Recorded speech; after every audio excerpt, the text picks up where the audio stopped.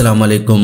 अक्सर ये ऐसा होता है कि हम किसी बीमारी की दवाई लेते हैं और हम ठीक हो जाते हैं, लेकिन कुछ वक्त गुजरने के बाद वो बीमारी बड़ी बनकर हमारे सामने आती है, जैसे कि डायबिटीज। आप पिछले 10 साल से डायबिटीज की दवाई ले रहे होंगे। एक वक्त ऐसा आएगा जब आपका लिवर और किडनी फेल हो जाएंगे और डॉक्टर आपको कहेगा ये डायबिटीज की वजह से ही है। तो दोस्तों, ये डायबिटीज की वजह से नहीं, आपके इन दवाइयों के लेने की वजह से है। जो दवाई आप लेते हैं उससे आपकी डायबिटीज कंट्रोल हो न हो, लेकिन आपकी किडनी और लिवर डैमेज हो सकते हैं।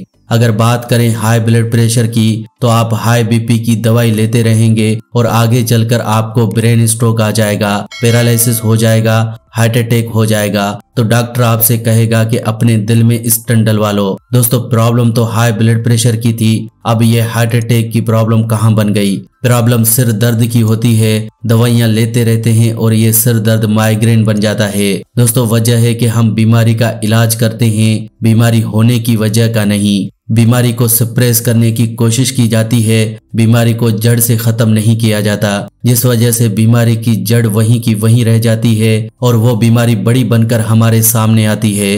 दोस्तों, बीमारी कोई भी हो, उसको रूट से समझना बहुत ही जरूरी है, और जो बीमारियों का रूट कॉज है वो है हमारे पेट की खराबी, यानी कि कब्ज की प्रॉब्लम। आजकल पूरी दुनिया में सभी लोगों को कब्ज है, और ये कब्ज ही एक ऐसी बीमारी है जिससे सारी बीमारियां होती हैं और हम लोग इसे समझ ही नहीं पाते। कब्ज होने पर आपको 100 से ज्यादा बीमारियां होती हैं और हम हमेशा उन 100 बीमारियों में ही उलझे रहते हैं। बीमारियों की जड़ जो कब्ज है उसकी तरफ तो ध्यान ही नहीं देते। क्या हुआ, आज खाया और 4 दिन बाद निकाला। दोस्तों, हमारी पोटी तक ये बता देती है कि इंसान कितना सेहतमंद है और कितना नहीं। मैं आपको एक छोटी सी एग्जांपल देता हूँ। आप 1 साल के छोटे बच्चे की पोटी देखिए, एक केले के बराबर होती है, और अपनी पोटी का साइज देखना, 1 उंगली के बराबर होगी। दोस्तों, आप इस चीज को थोड़ा समझने की कोशिश करें। हमारी बड़ी आंत सिकुड़ चुकी है, हमारी बड़ी आंत कमजोर हो चुकी है, इस वजह से आपकी पोटी का साइज बहुत पतला हो चुका है। बड़ी आंत सिकुड़ने की वजह से आप जो भी खा रहे हैं उसका फायदा आपकी बॉडी को मिल ही नहीं रहा। जो भी आप खाते हैं वो आपके पेट में सड़ने लगता है, एब्जॉर्ब होने नहीं लगता। ऐसा कैसे हुआ? हमारी गलत खाने पीने की चीजों की वजह से। हर वक्त मैदे से बनी हुई चीजें खाना, फ्राइड फूड खाना, ठंडा पानी पीना, कोल्ड ड्रिंक्स पीना, ये चीजें दोस्तों हमारी आंतों को कमजोर करती हैं। इसी वजह से हमारी बड़ी आंत कमजोर हो जाती है। जब एक बच्चा पैदा होता है तो उसके स्टूल का यानी पोटी का साइज जो है वो एक केले के बराबर मोटाई होती है, लेकिन जैसे जैसे बड़े होते जाते हैं ये साइज बड़ा होना चाहिए था, लेकिन ये साइज आस्ता आस्ता हमारी उंगली के साइज जितना हो जाता है।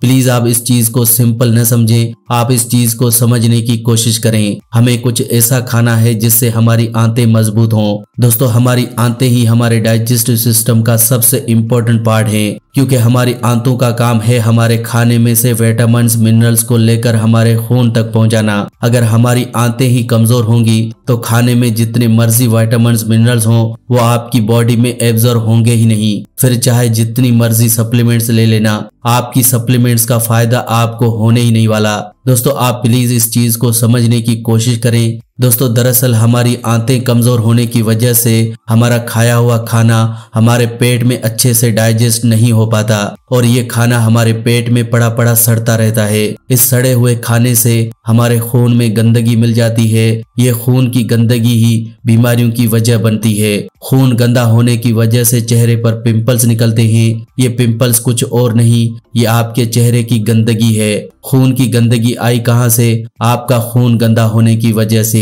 यही खून की गंदगी हमारे खून को गाढ़ा कर देती है, जिस वजह से आपको हाई ब्लड प्रेशर हो जाता है।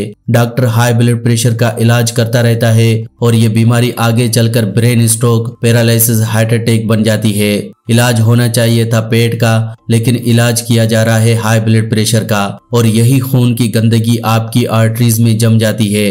तो आपको हार्ट अटैक आ जाता है और इलाज किया जाता है हमारे दिल का, इलाज होना चाहिए था हमारे पेट का। यही खून की गंदगी जब किडनी साफ करने की कोशिश करती है तो किडनी में बहुत सारी गंदगी पैदा हो जाती है और बहुत सारे स्टोन्स पैदा हो जाते हैं जिसे गुर्दे की पत्थरी कहते हैं। तो हम पत्थरी का ऑपरेशन करवाने लगते हैं, लेकिन इलाज होना चाहिए था हमारे पेट का। आई होप फ्रेंड्स आप समझ रहे होंगे कि मैं आपको क्या कहना चाहता हूँ, किस तरह से हमें फंसाया जाता है, किस तरह से हमें आज की मेडिकल साइंस हमें फंसाती है। बहुत लोग ये कहते हैं कि मैं आज की इस मेडिकल साइंस के खिलाफ हूँ। तो दोस्तों आप ही मुझे बताइए, आजकल इन बीमारियों के नाम इतने मुश्किल रखने की जरूरत क्या है? बीमारियों के नाम आसान भी रखे जा सकते थे ताकि उसे हर कोई समझ सके। दवाइयों के नाम आसान भी रखे जा सकते थे जिसे हर कोई समझ सके। सॉल्ट्स के नाम आसान भी रखे जा सकते हैं जिसे हर कोई समझ सके। जानबूझकर इतने मुश्किल नाम रखे जाते हैं कि इसे डॉक्टर के अलावा कोई समझ न सके और हमें हर छोटी बीमारी के लिए डॉक्टर के पास जाना पड़े। दोस्तों पुराने जमाने में बच्चे घर पर पैदा हो जाते थे, आजकल ऐसा क्या हुआ कि ऑपरेशन कराना पड़ता है। आजकल तो हॉस्पिटल में भी नॉर्मल डिलीवरी नहीं होती और जब कभी नॉर्मल डिलीवरी हो जाती है तो डॉक्टर का मूड अच्छा नहीं रहता। लेकिन दोस्तों पुराने जमाने में घर पर ही बीमारियों का इलाज होता था, लेकिन आजकल हर छोटी बड़ी बीमारी के लिए हॉस्पिटल जाना पड़ता है। दोस्तों कुछ तो इन्वायरमेंट चेंज हुआ है, कुछ हम चेंज हो गए हैं। हमें अपने आप को बदलना होगा और हमें इन नेचुरल चीजों की तरफ ही जाना होगा और आप अपने घर में पड़ी हुई इन चीजों से ही अपनी बीमारियों का इलाज कर सकते हैं। हमारे घर की किचन एक किचन नहीं, एक मेडिकल स्टोर है। जैसे आप मार्केट से मेडिकल स्टोर से दवाई लाते हैं तो आपके घर के किचन में भी ये सारी दवाइयां हैं। अगर इन्हें सही तरीके से इस्तेमाल किया जाए तो हर बीमारी जड़ से ठीक हो सकती है।